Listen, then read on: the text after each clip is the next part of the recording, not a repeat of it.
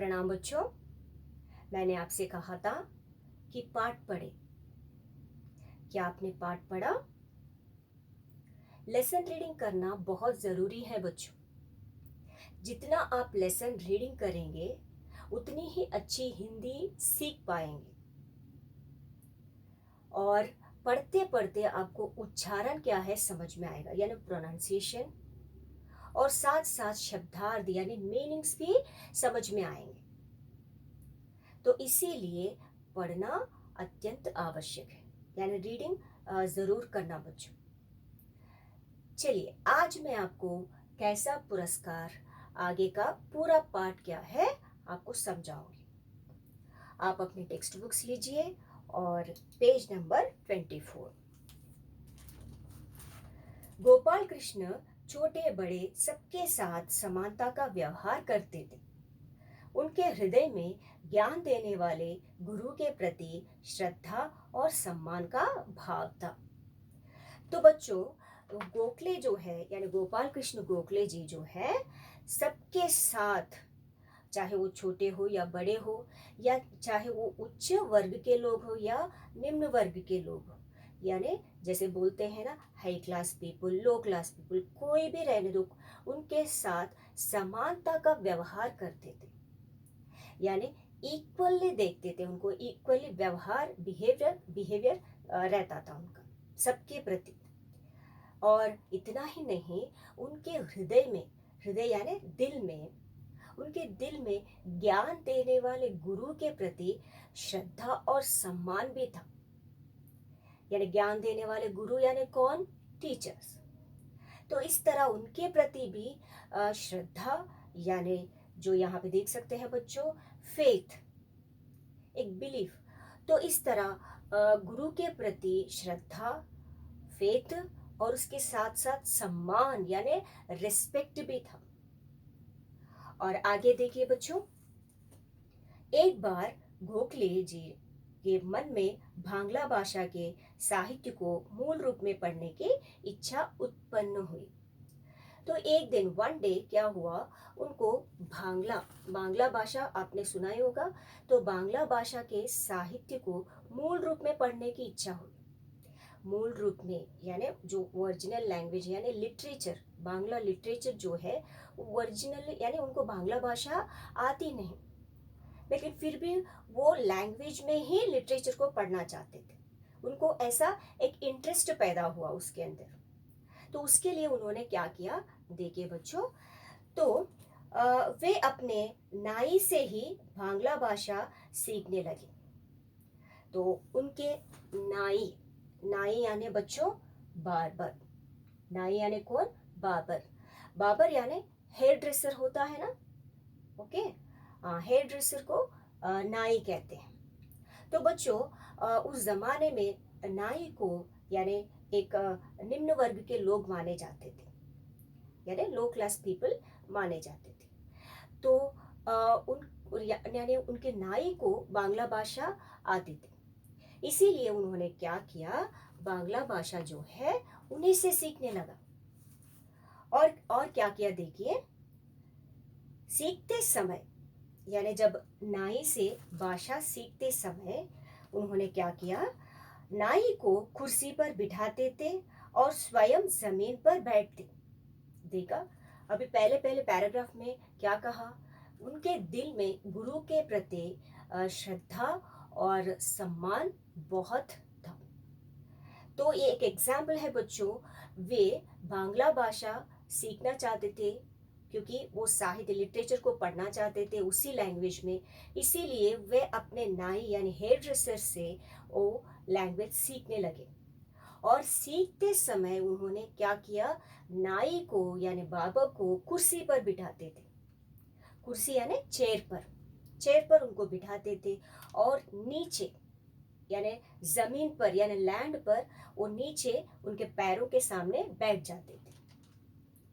और उसके बाद देखिए बच्चों, 2-3 दिन तो पत्नी देखती रही।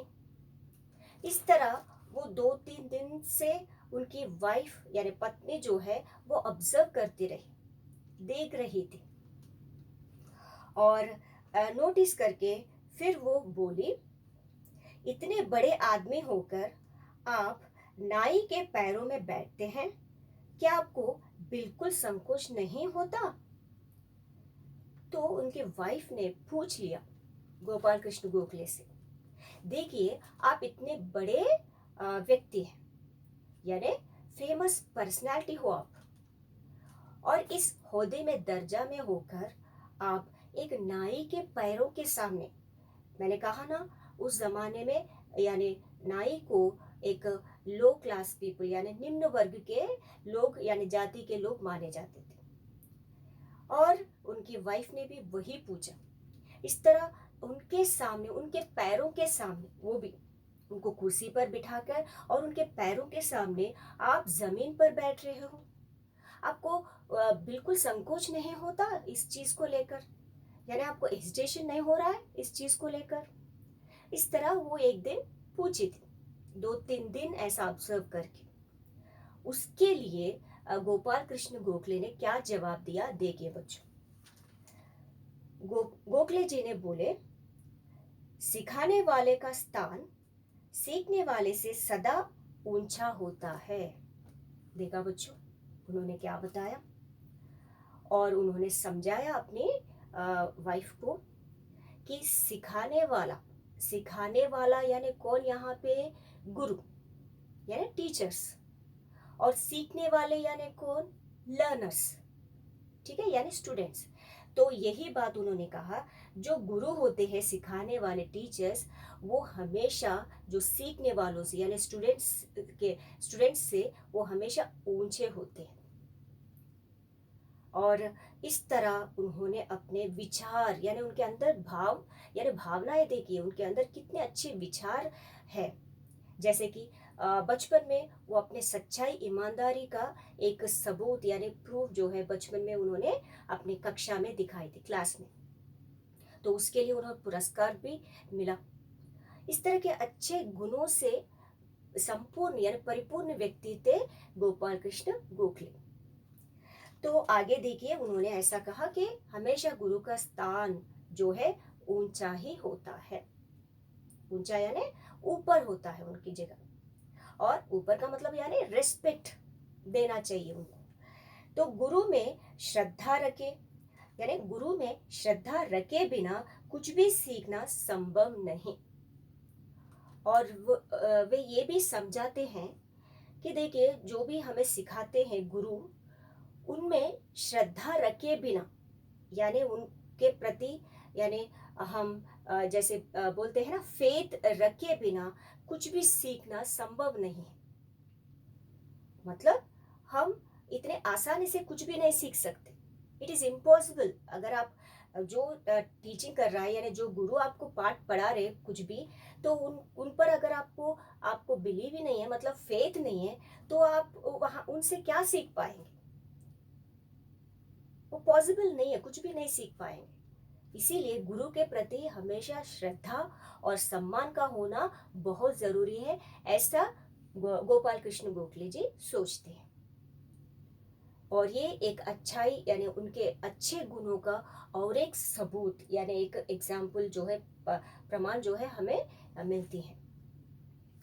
तो बच्चों इस तरह ये एग्जाम्पल ये उदाहरण के द्वारा हमें समझ में आता है कि सचमुच भले ही वो इंसान कोई भी क्यों ना हो, यानी वो उच्च वर्ग का हो या निम्न वर्ग का हो या छोटे हो या बड़े हो, तो उनके प्रति उनका आदर देखिए, रेस्पेक्ट देखिए। एज ए गुरु एक नाई को, उनके नाई को ही इतना रिस्पेक्ट किए थे, उनको कुर्सी पर बिठाया, वे खुद नीचे जमीन पर बैठ गए।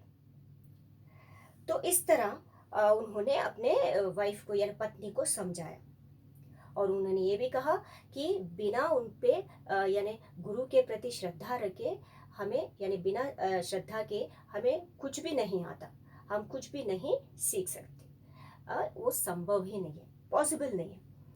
और ऐसे उच्च विचार थे गोपाल कृष्ण गोखले के। देखा बच्चों उनके कितने हुंदा यानी एकदम बड़प्पन देखे, और उनके ऊंचे विचार देखे, उच्च विचार यानी गुड थॉट्स है उनके, और इसीलिए उन्हें बहुत पसंद करते थे लोग। आगे देखिए बच्चों, गोपाल कृष्ण गोखले बहुत बुद्धिमान थे। इस तरह के अच्छे गुणों के साथ साथ वे बुद्धिमान भी थे बच्चों, यानी इंटेलिजेंट भी थे। महात्मा गांधी उनकी न्यायप्रियता और जोशीले रूप से बहुत प्रभावित थे। खुद महात्मा गांधी जी गोपाल कृष्ण गोखले को यानी उनके राजनीतिक गुरु मानते थे बच्चों। क्यों? क्योंकि उनके अंदर के इस तरह के गुणों के कारण और उनके जो भी जोशीले प्रभावशाली बातों को लेकर जो भी भाषण देते थे और जो उनके अंदर के गुण जैसे कि न्यायप्रियता यानी जस्टिस, सबके साथ एक न्याय करने का भाव होना और मतलब दूसरों के लिए उनके हक अधिकारों के लिए लड़ना।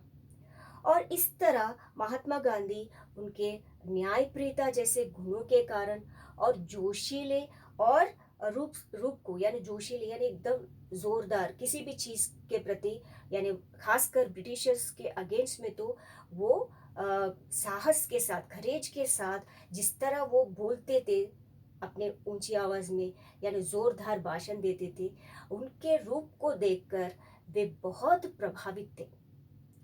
प्रभावित यानी बहुत इम्प्रेस हो जाते थे। कौन यहाँ पे प्रभावित थे? महात्मा गांधी जी। इसीलिए उन्होंने गोपाल कृष्ण गोखले जी को अपना राजनीतिक गुरु बनाया। राजनैतिक गुरु यानी बच्चों देखिए यहाँ पे देख सकते हैं पॉलिटिकल गुरु। तो इस तरह महात्मा गांधी जी ने उन्हें किसको यहाँ पे गोपाल कृष्ण गोखले जी को अपना राजनैतिक गुरु मानते थे, पॉलिटिकल गुरु मानते थे। वे समय समय पर उनसे सलाह भी लिया करते थे। देखा, जरूरत पड़ने पर वे यानी महात्मा गांधी जी जो है उन्हें पॉलिटिकल गुरु माना है और साथ साथ जरूरत पड़ने पर समय समय पर उनसे सलाह यानी एडवाइस भी लेते थे। तो इस तरह महात्मा गांधी जी के गुरु बने थे गोपाल कृष्ण गोखले। बच्चों, इस पाठ के द्वारा आपको इस तरह के, मैंने कहा था ना कि जितने आप कहानियाँ यानी पौराणिक कहानियाँ, अच्छी अच्छी कहानियाँ, नीति परक कहानियाँ और दूसरा इस तरह के वीर देशभक्तों के किस्से जितना सुने उतना कम ही है बच्चों। और उनके जो बोलते हैं ना बलिदानों के वजह से ही, यानी उनके सैक्रिफाइसेस के वजह से ही आज हमारा देश आज़ाद हुआ है, यानी हमारे देश को इंडिपेंडेंस मिला है। तो ऐसे व्यक्ति हमारे भारत जो है इतिहास में बहुत सारे हैं। आपको अगर कुछ लोगों के बारे में अगर याद है, जितने लोगों के बारे में आपको पता है, हो सके तो एक दिन आप बैठ के उनके नाम लिखिए, सिर्फ नाम लिखिए जितने आप देशभक्तों के बारे में जानते हैं। ठीक है बच्चों, तो चलिए अब मैं आपको यहाँ पे कुछ विलोम शब्द जो है मैं अभी आपको बताऊंगी। इस पाठ में जो आए विलोम शब्द, प्रश्न उत्तर, यानी गणित अध्यापक जो है प्रश्न पूछे थे और उत्तर ऑपोजिट वर्ड है, क्वेश्चन आंसर। पुरस्कार, दंड, पुरस्कार यानी इनाम देना, कोई प्राइज पुरस्कार देना, और उसका ऑपोजिट है दंड यानी पनिशमेंट। फिर देखिए सुख, आप देख सकते हैं बच्चों यहाँ पे